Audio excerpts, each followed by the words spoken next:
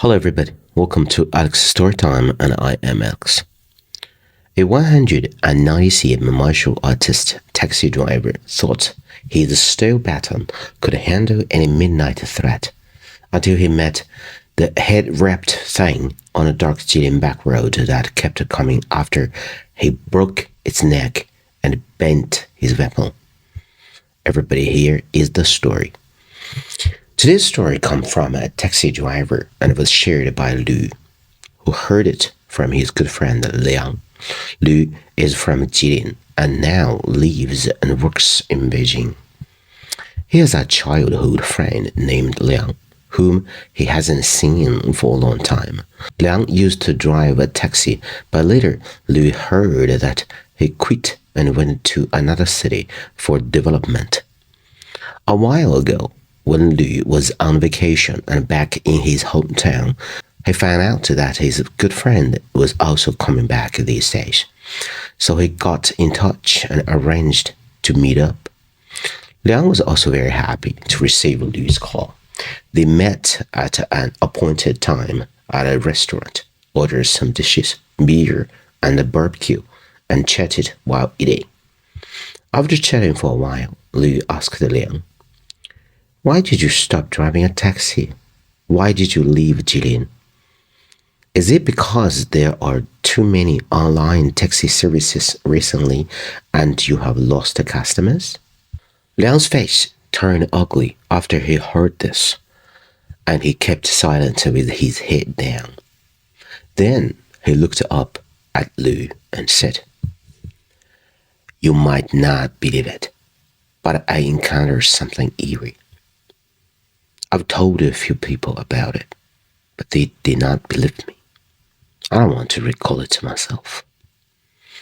The reason I stopped driving a taxi is because of this incident, and my parents wouldn't let me continue no matter what." Lu was very curious and asked, "Oh, what's the incident? Tell me." So Liang narrated the strange thing he encountered while driving a taxi in a small restaurant. Let's talk about Liang first. Liang is nearly 190 cm tall and has been practicing martial arts since junior high school, so he is very strong and has some skills. However, he has a good temper, is upright and kind, and although he practices martial arts, he never initiates fights or bullies others. He has been a taxi driver for several years and always provides a high-quality service to passengers. There was a period when Jilin City had several consecutive violent robbery cases against the taxi drivers, and many taxi drivers were very worried going home early when it got dark. Liang was the same, but he knew martial arts and also prepared a steel telescopic expandable baton in a car, working normally at night. Since most other taxi drivers went home early, the business was good at night. One night around 11 o'clock, he picked up a passenger at a restaurant in the city, and the destination was quite far, in a villa area in the suburbs. The environment was very good and quiet, and many wealthy locals had bought houses there. Liang had been there a few times and knew the way. The passenger asked, "Can you go to this place? It's a bit far and it's getting late. Actually, I drove here, but I drank some wine, so I can't drive home." Liang said, "No problem. I know this place. Let's go." The passenger was very happy and kept thanking Liang, being very polite. The one-way trip would cost about 100 yuan, but this passenger offered 200 yuan for the trip because it was such a long distance, and Liang was not able to pick up passengers on the way back. Liang and the passenger chatted happily on the way to the villa area, and everything went smoothly. Soon, the passenger arrived home. Liang collected the money, said thank you and goodbye to the passenger, and then drove away happily, thinking that the passenger was so kind. On the way back to the city, Liang wanted to take a shortcut and go home directly, since it was already quite late and there were no passengers. The main road was a bit far, but the small road was about 10 kilometers shorter, so he decided to take the small road, thinking that since he was driving, there was nothing to worry about. So Liang turned onto a rural path after leaving the villa area, and there was only his car on the road. There was a section of the road that was not easy to drive on, and this kind of a path had no streetlights. But he was not afraid and kept driving forward.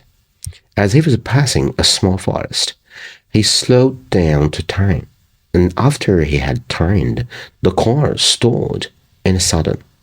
Liang was taken aback, wondering what had happened. He was not a new driver. Although he drove a manual transmission car, it should not stall. He wondered if the car had a problem. He tried to start the car several times, but it did not work. He got out of the car, opened the hood, and checked with a flashlight, but could not see any problems. So he closed the hood and prepared to get back in the car to try starting it again. Before he could even get in, by the light of the flashlight, he saw a person standing not far ahead by the road. Liang was completely unprepared because he had not seen anyone or any car on the way back. Now, on a small path with trees on both sides, he thought there was no one around, but suddenly he found someone standing not far away. And this person should have been standing there all alone because he did not hear any noise, which meant this person watched him stop the car and check the vehicle. It was a bit scary. Everyone, in late night, if you see a person standing motionless not far from you in a sudden facing you, you would definitely be nervous. Liang aimed the flashlight at this person immediately, and his hair stood on end. It was indeed a person, and this person was dressed very strangely. The person had a green scarf wrapped around the head, covering the face tightly, and you couldn't see the face. He was wearing a blue jacket and black pants, with a green bag slung over his shoulder. Because the whole head was covered, Liang couldn't tell if it was a man or a woman. Liang shouted, "Who are you?" The person did not say a word.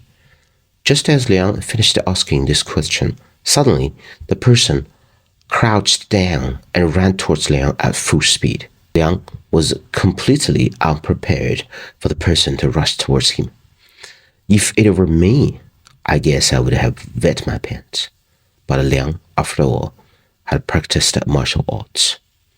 He reached for his weapon, a steel baton, pulled it out from his waist, and flickered it open to about 50 centimeters in length. He raised his arms and slammed it down hard on the head of the Russian person. There was a crack, and he used 100% of his strength, hitting the person right on the head. But what shocked him was that it was like hitting a rock, and the impact almost made his weapon fly out of his hand. The person was also stunned, probably not expecting Liang to prepare a weapon and hit his head accurately in such a short time. Then the person continued to attack Liang, as if wanting to knock him down. As the person approached him, he smelled a pungent odor. Liang jumped back and swung his baton again, hitting the person in the face. The person's head almost turned 180 degrees, but turned back immediately and continued to rush at Liang. Liang was already very nervous. What on earth was this person or thing? After being hit twice, he still didn't seem afraid and smelled terrible. What the hell was this thing? Seeing this person continue to attack, Liang could only hold a flashlight in one hand and a baton in the other to continue attacking that guy. With his height advantage and long legs, long arms, he knocked the person to the ground quickly. Liang did not dare to continue fighting and had to run as fast as possible. Taking advantage of the other person not getting up from the ground, Liang kicked him in the back of the head, then got in the car quickly, locked the door, and started the car. He stepped on the gas and drew away. He did not dare to look in a rear view mirror and kept driving forward until he entered the city before he stopped the car and sitting on the side of the road to rest. It was then that he realized that the steel baton was bent and could no longer be retracted. Liang kept thinking about what he had just hit.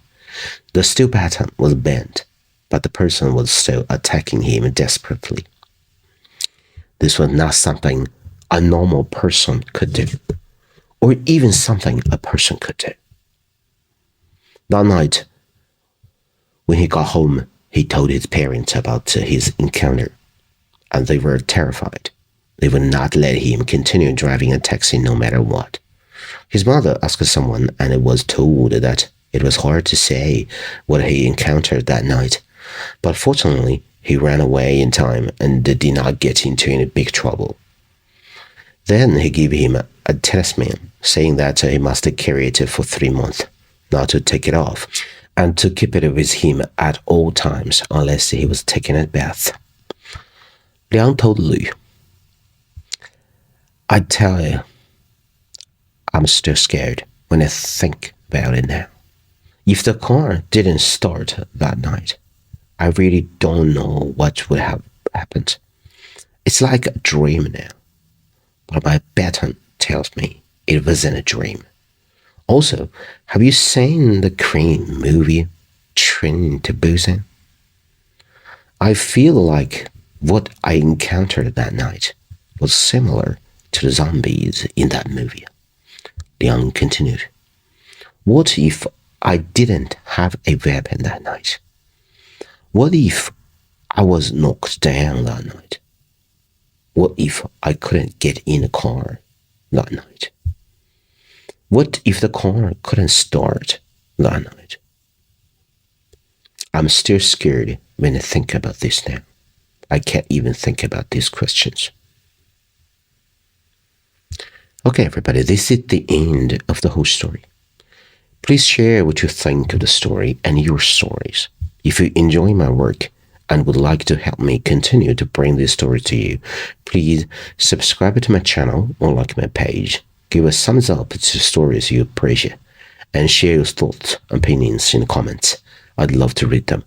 Share the stories with anyone who might find them enjoyable. And I need co-editor, everybody, a native English speaker, to make these stories better. Thank you, everyone. This is Alex's Story Time, and I am Alex. I got a lot of good stories to share with you. So, see you next time. Bye-bye.